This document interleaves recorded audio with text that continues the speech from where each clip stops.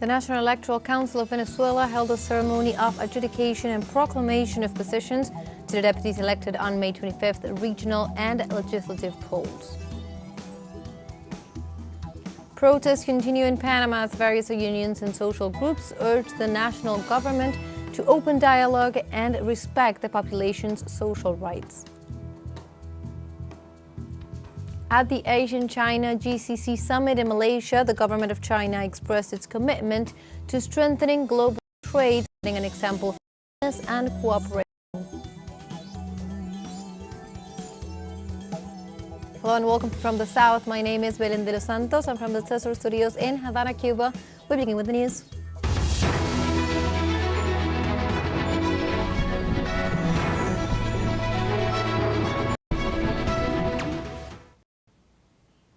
We now begin with the information. Tuesday, the National Electoral Council of Venezuela held a ceremony of adjudication and proclamation of positions to the deputies elected on May 25th regional and legislative polls. During the act, the president of the electoral body, Elvis Amoroso, expressed his gratitude to the Venezuelan people for their discipline during Sunday's polls, highlighting they once again showed civic spirit and commitment to peace. Likewise, Amoroso thanked the armed forces for guaranteeing the peace on Election Day with the deployment of the Republic operation. In this context, the body ratified the victory of the ruling coalition, the Great Patriotic Poll, Simón Bolívar, with 83.42% of the votes, together with the positions of the coalition's 253 elected deputies.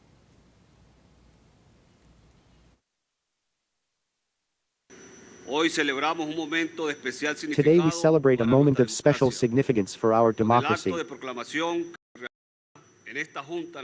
the act of proclamation that takes place in this board of the National Electoral Council in compliance with the provisions of our Constitution and laws, formalizing the awarding of the positions of deputies to the National Assembly with the National Awarding List, and simultaneously acts of proclamation are carried out in each of the states of the country to formalize the elected state governors. In this context, after counting 99.88% of the polling stations, the Electoral Authority reaffirmed the resounding victory of the Great Patriotic Poll in Sunday's regional and legislative elections with more than 5 million votes.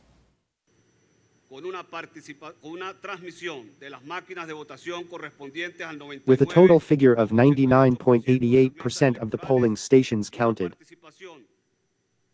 and a turnout of 43.18% of eligible voters, the Electoral Board reports the following results.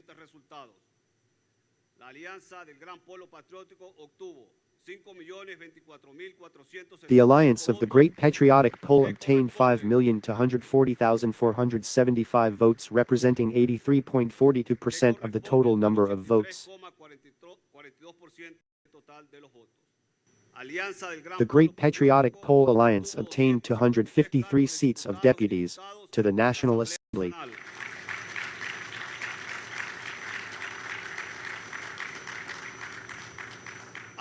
The Democratic Alliance obtained 13 seats of deputies to the National Assembly. The UNDC United Alliance obtained 11 seats of deputies to the National Assembly. Also in this context, Cuban President Miguel Díaz-Canel sent an affectionate congratulations to the Venezuelan nation and the Chavistas for the triumph acquired in the electoral process of May 25th. Through his social networks and next to a photo of his Venezuelan counterpart, Díaz-Canel expressed his congratulations to Nicolás Maduro and the brothers of the Great Patriotic Poll of Venezuela, whose candidates won in the legislative and regional elections. The Bolivarian Revolution consolidates its institutions with the majority support of the people in spite of the seizures and sanctions.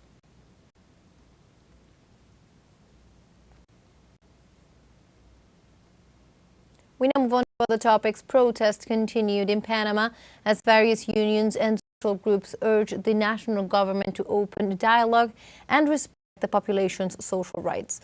On another day of protest, thousands of citizens demanded changes to state policies, including pension reform. A union of independent lawyers stated that the executive and the National Assembly are responsible for resolving the situation and called for legislation to promote equitable development within the rule of law. The protest, which was also joined by university students, continued in different parts of the country 1 month after it began.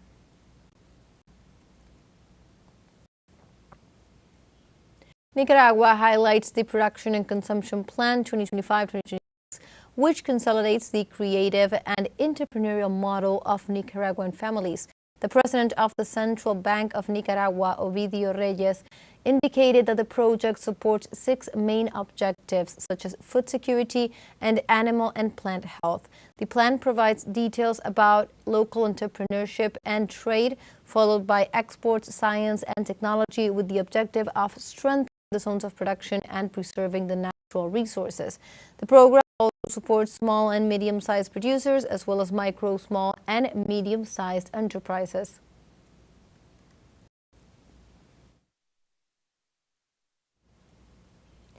And we go now to Chile, as Senator Fabiola Campillay, and representative of the National Network of Survivors of the Social Outbreak, ended their relationship with President Gabriel Boric's government. During a press conference held in the historic center of Santiago, Campillay explained that the presidential candidate at the time had met with them in May of 2022 to lay the groundwork for a comprehensive reparation roundtable. However, 3 years later, they denounced the Undersecretary of Human Rights for the lack of progress, the abandonment of victims of Pinochet's dictatorship, and the complete absence of political will to fulfill this long-awaited commitment. The senator also announced that she would not be attending the next public hearing on June 1st because she believes that the government has failed in its struggle for human rights and has supported laws that have released human rights violators.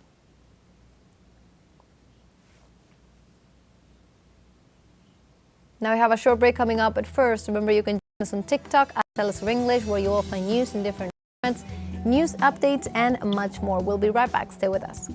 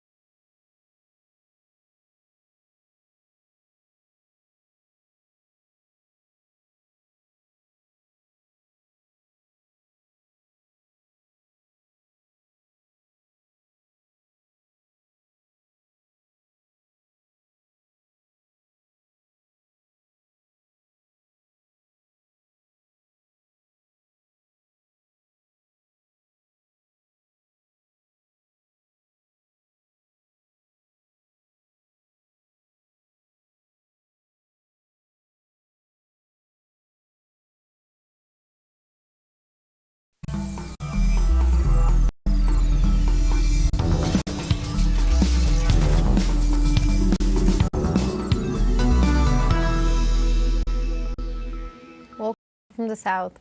At the Asian-China GCC summit in Malaysia, the government of China expressed its commitment to strengthening global trade, setting an example of openness and cooperation. During his speech at the summit, Chinese Premier Li Qiang called for a collaborative development of an inter-regional model to connect the markets of Southeast Asia and the Arab Gulf.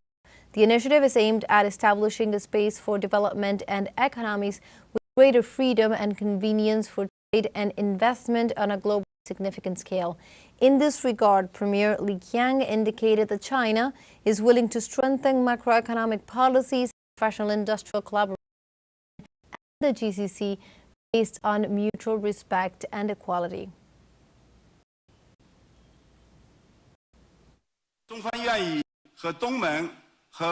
China is willing to work with ASEAN and GCC countries to strengthen the alignment of development strategies, deepen regional integration cooperation, and enhance the level of trade and investment liberalization and facilitation.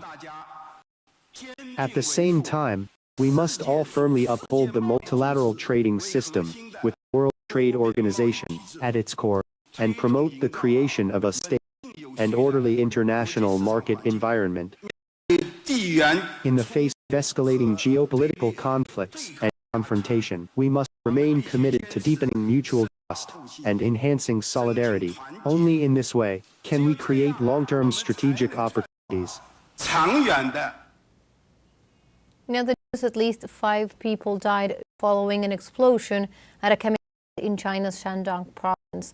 The incident, which occurred in the morning, left 19 people with minor injuries and 6 others missing. According to local authorities, several buildings near the chemical plant were damaged, and black smoke could be seen billowing into the sky. Chinese authorities are currently investigating the cause of the explosion.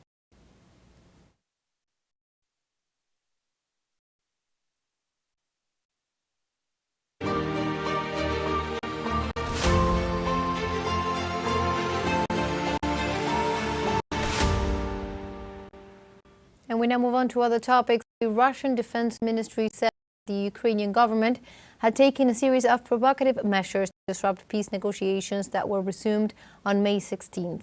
Defense authorities reported that since May 20th, Kyiv forces multiplied the number of drone and missile attacks on civilian and military facilities in the Russian territory. In response, the Russian army and armed forces carried out a series of air, sea, and land precision strikes against military facilities and enterprises of the Ukrainian military-industrial complex. According to the Defense Ministry, Ukraine's actions aimed at undermining efforts to end the conflict peacefully and are supported by some European Union countries.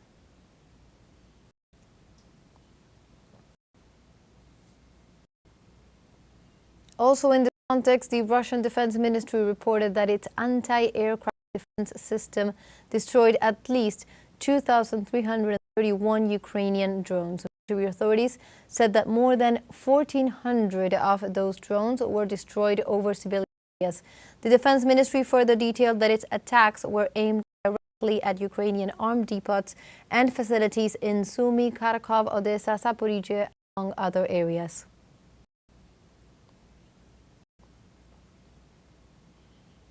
And despite external attempts to hinder cooperation between the two nations, Russia and Turkey seek to expand their bilateral cooperation. Following his meeting with Turkish Foreign Minister Hakan Fidan, Russian Foreign Minister Sergei Lavrov confirmed his country's interest in pursuing a positive bilateral agenda. Lavrov reaffirmed Moscow's and Ankara's position, particularly giving the West's attempts to introduce illegitimate complications into the relations between the two nations. Turkish Foreign Minister Hakan Fidan assured that Lavrov of his government's readiness to support the resolution of the Russo-Ukrainian conflict in any way possible. And Russia warned that the U.S. Gold Dome missile defense project could undermine global strategic stability.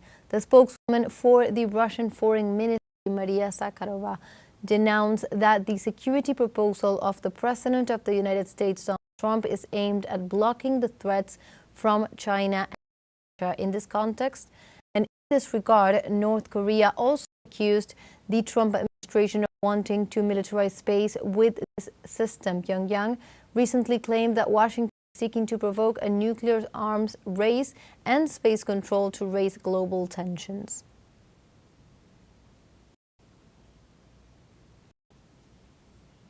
On Tuesday, the government of Iran stressed that negotiations on the nuclear program with the United States would be unfeasible if they do not have the right to enrich uranium. Uranium enrichment is an integral part of Iran's peaceful nuclear energy and nuclear industry, and it must be maintained. We will not make the slightest concession in this regard. Therefore, all parties, including Oman, will certainly take this red line into account when proposing suggestions. We have a second show break coming up, but before we invite you to visit our Facebook page at teleSUR English.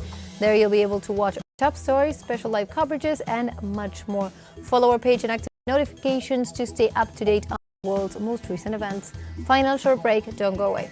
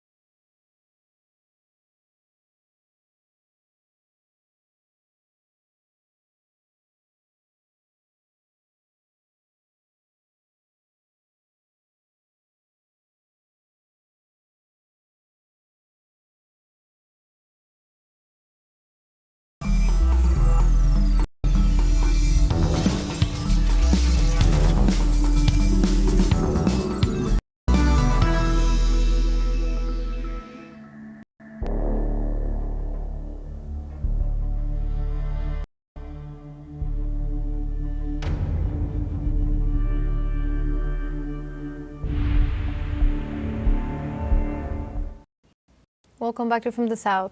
Israeli troops attacked an area around a humanitarian aid distribution point in Rafah, set up by a U.S. company to deliver food to Palestinians. According to local media, the U.S. company lost control of the delivery site, which was completely destroyed after the attack of Israeli helicopters that opened fire on the Palestinian civilians. Since the return of hostilities in the Gaza Strip on March 2nd, Israel has been blocking access to humanitarian aid, denying Palestinians everything from food to medicine.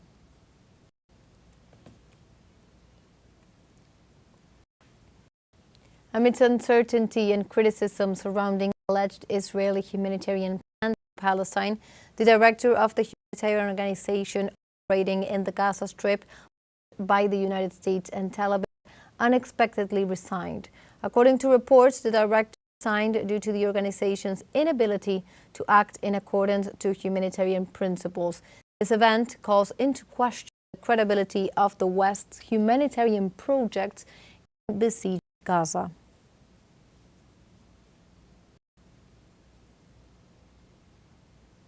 Israeli troops advanced several hundred meters into Lebanese territory on Tuesday in violation of the ceasefire deal between both nations. According to Lebanese authorities, the Israeli troops moved towards the area of Meis El Jabal village near the border. However, the Israeli army has not yet issued an official comment on the incident. Under the ceasefire deal, Israel was supposed to fully withdraw from southern Lebanon by January 26, but the deadline was extended to February 18th after it refused to comply. Lebanese authorities have reported thousands of Israeli violations of the truce, including death and injuries as a result of Israeli fire. The Zionist regime still maintains a military presence at 5 border outposts.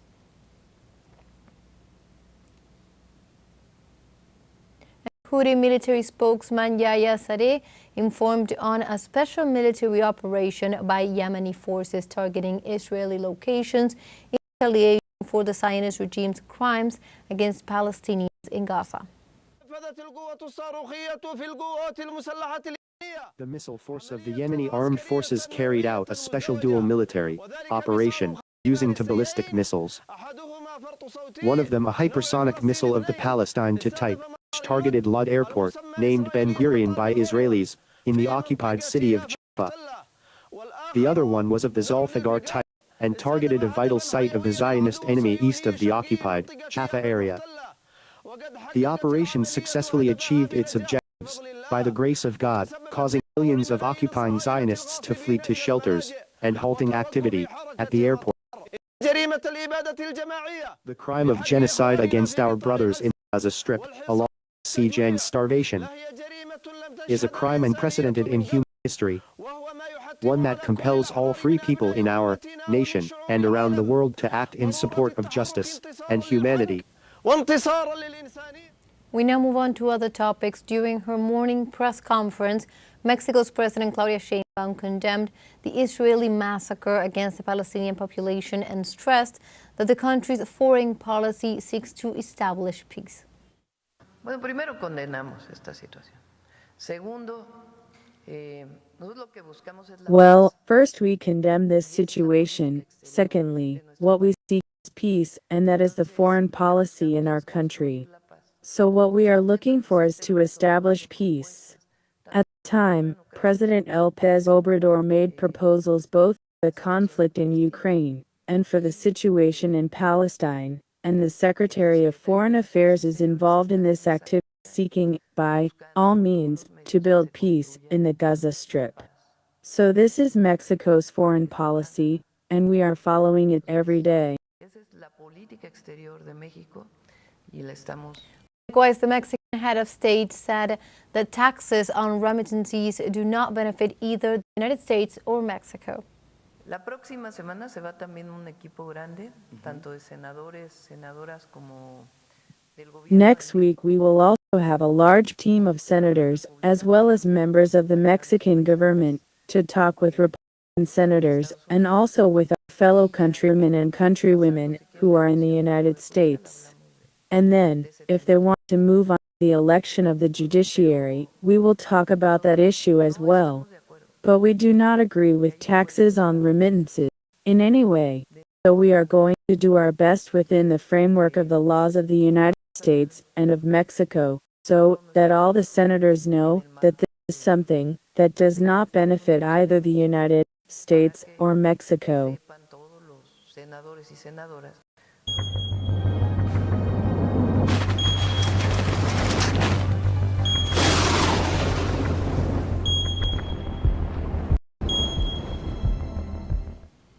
And in the United States, more than 228,000 homes in the state of Texas were left without power due to the intense storms that hit the region on Monday.